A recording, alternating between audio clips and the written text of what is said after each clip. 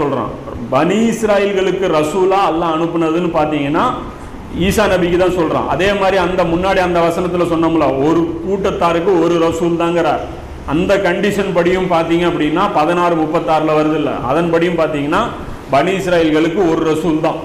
அதுக்கப்புறம் இந்த பக்கமும் ரசூல்லாவுடைய அந்த பனி இஸ்மாயிலுக்கும் ஒரு ரசூல் தான். ஸோ இது ஒரு முக்கியமான ஒரு இது. இப்போ ரசூல்மார்களுடைய அந்த உம்மத்துகள் பார்த்தீங்கன்னா அழிக்கப்பட்டிருக்குல்ல, அந்த உம்மத்தை அழிச்சதுக்கப்புறம் அந்த நபி என்ன ஆயிடுவார்? நபி ஆயிடுவார். ரசூல்கள் அந்த எந்த கூட்டத்துக்கு போனாரோ அந்த கூட்டம் அழிக்கப்பட்டுருச்சுன்னா அதுக்கப்புறம் அவர் என்ன ஆயிடுவார்? நபி ஆயிடுவார். இல்லைன்னா ரசூலுங்கிற அந்த பொசிஷன் மட்டும் இருந்ததுன்னா ஃபிரௌன் மூசா நபிக்கு கட்டுப்படல, அழிக்கப்பட்டான். இவர் அந்த ரசூல் பொசிஷன் அப்படியே இருந்திருந்தார்னா போரிட மாட்டேன்னு சொல்லி பனி இஸ்ராயல்கள் சொல்றாங்கல்ல, ஸோ இவங்களும் அழிக்கப்பட்டிருக்கணும்.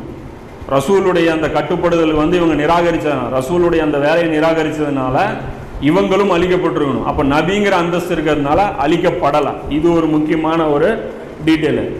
அதே மாதிரி இன்னொரு முக்கியமான டிஃப்ரென்ஸ் என்ன அப்படின்னு பார்த்தீங்கன்னா, நபிமார்களால் அற்புதம் நிகழ்த்த முடியாது. நபிமார்களால் அற்புதம் நிகழ்த்த முடியாது, ரசூல்களால் மட்டும்தான் அற்புதம் நிகழ்த்த முடியும்.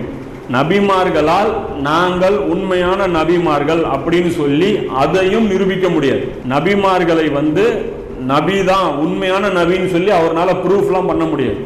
நம்புறவன் மட்டும்தான் நம்ப முடியும். ஆனால் ரசூல்மார்கள் அற்புதம் செஞ்சு தான் இறை தூதர் தான் அப்படின்னு சொல்லி அதை ப்ரூஃப் பண்ணிட்டு போயிடுவாங்க. 4வது அத்தியாயத்தில் 165வது வசனத்தில் அல்லாஹ் சொல்றான், ரசூல்களை நான் அனுப்பிய பின் மனிதர்களுக்கு மறுப்பு கூற வாய்ப்பு இருக்காது அப்படின்னு சொல்லி அல்லாஹ் சொல்றான். மனிதர்கள் எந்த ஒரு சாக்கு போக்கும் சொல்லி ரசூல்கள்கிட்ட சமாளிக்க முடியாது, என்கிட்டையும் சமாளிக்க முடியாது. அந்த அளவுக்கு அவர் என்ன பண்ணிடுவார்? ஹுஜ்ஜத் காயம் பண்ணிடுவார். அந்த ஹுஜ்ஜத்தன்னு வரும். ஹுஜ்ஜத் அப்படின்னா அதை அந்த வாதங்கள் இருக்குல்ல, ஒரு கோர்ட்டில் ஒரு வழக்கு வருது, இவர் குற்றவாளின்றான். அப்போ வாதங்கள் எவிடன்ஸ் ஆதாரம் எல்லாம் வச்சு இவர் குற்றவாளின்னு சொல்லி 100% நிரூபிச்சிடுறது. ஸோ அந்த வேலையை யார் பண்ணுவார்னா ரசூல் பண்ணிடுவார். ரசூல் வந்தார்னா ஹுஜ்ஜத்து கம்ப்ளீட் ஆயிடும். அவரை இறை தூதர்னு கண்டிப்பா எல்லாரும் ஏத்துக்குவாங்க. அபூஜஹிலும் ஏத்துக்கிட்டான். ரசூல்களுக்கு மட்டும்தான் அற்புதம் இருக்கிறதுனால தான் இந்த இடத்துல இவங்க டிமாண்ட் பண்றாங்க நபி ஸல்லல்லாஹு அலைஹி வஸல்லம் கிட்ட. யாரு?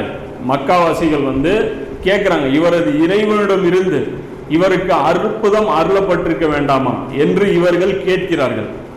எங்களிடம் அற்புதம் வந்தால்தான் நம்புவோம் என்று அல்லாஹ்வின் மீது சத்தியம் செய்து கூறுகிறார்கள். அப்ப ரசூல்னு சொல்றீங்க, அற்புதம் கொண்டு வாங்கங்கிறாங்க. இவங்களும் புரிஞ்சு வச்சிருந்தாங்க, யாரு? மக்காவாசிகளும் அற்புதம் கொண்டு வாங்கங்கிறாங்க. ஆனா நபி ஸல்லல்லாஹு